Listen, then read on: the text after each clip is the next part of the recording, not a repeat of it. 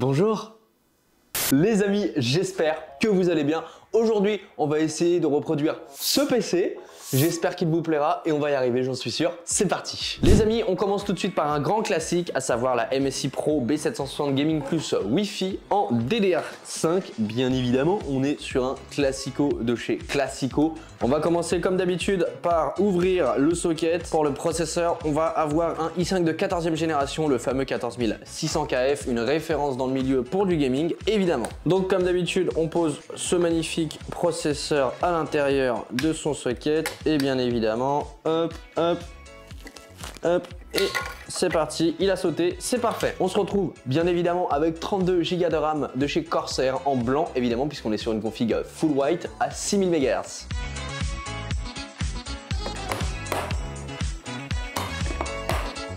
On va partir sur 1 Tera de stockage en NVMe 4.0 pour ne pas changer. Bon, comme vous pouvez le voir, on a beaucoup de ventilateurs dans ce magnifique boîtier aquarium.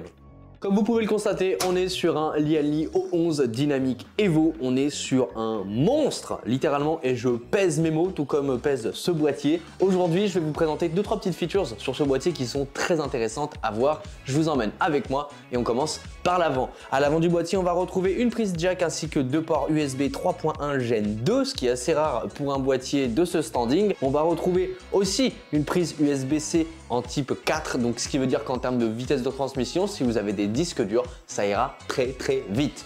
À l'arrière du boîtier, si on s'y attarde quelque peu, on va pouvoir avoir un petit truc, une petite feature, ce que j'aime beaucoup, c'est les racks très facilement accessibles. Comme vous pouvez le constater, on a juste à glisser et on dépose et c'est tout de suite beaucoup plus simple à voir. Et comme vous entendez le bruit, j'ai l'impression de fermer une porte de voiture. Et maintenant, on va passer au montage.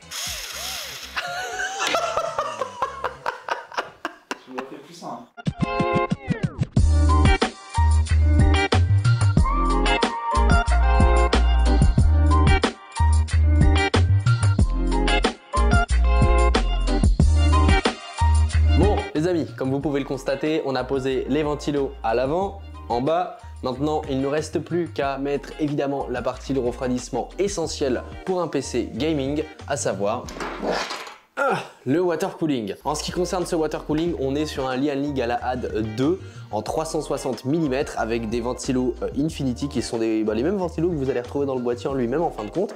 Et par contre, petit disclaimer pour ceux qui souhaiteraient l'acheter, il n'y a pas de pâte thermique inclus directement sur le waterblock. Donc je vous conseille vivement d'en acheter par la suite. 12 seconds later. Bon, du coup les amis, on a déballé la bête et cette fois-ci, en regardant d'un petit peu plus près, eh bien on se rend compte, en fin de compte, voyez-le par vous-même, vous avez une petite spatule très guérette ainsi que une petite pâte thermique qui sont fournies. Donc désolé Lianli, je m'excuse, c'était complètement de ma faute, vous avez tout fourni, bien évidemment. Nous allons partir sur une alimentation MSI et comme vous allez pouvoir le remarquer, en plus d'être 100% modulaire, elle est également blanche. Et ça les amis, ça a l'air tout bête dit comme ça, mais une alimentation blanche, c'est très rare. On se retrouve avec la A1000G de chez MSI. On est sur une 80 Plus Gold full modulaire comme vous pouvez le constater.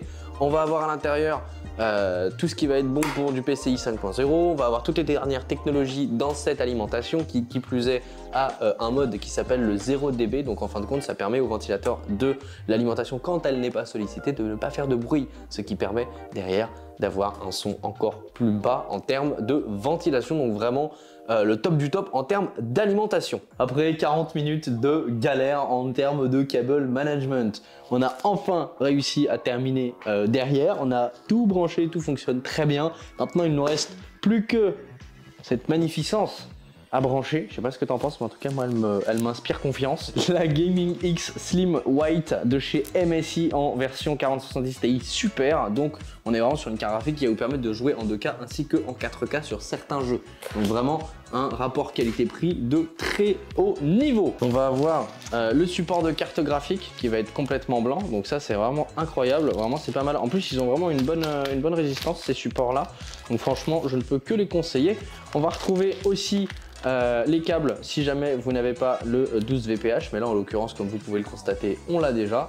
Donc ça, c'est pas mal. On va maintenant déballer la carte graphique et comme vous pouvez le constater, elle est vraiment très slim. Vraiment, en termes de taille, elle ne prendra pas plus de 2 slots et c'est vraiment petit. Elle est peut-être un petit peu longue, mais franchement, elle fait son travail et elle est du plus bel effet. Franchement, elle est super jolie. On va se permettre même de se faire un petit plaisir. Je me permets. C'est beau. On va donc plugger cette jeune et tendre. Et on va maintenant brancher le 12 pins. Tac! Les amis, nous voici enfin à la fin de cette vidéo. Comme vous pouvez le remarquer, le PC est enfin monté, assemblé, tout ce que vous souhaitez. On est vraiment sur un chef-d'œuvre et je vous laisse l'apprécier.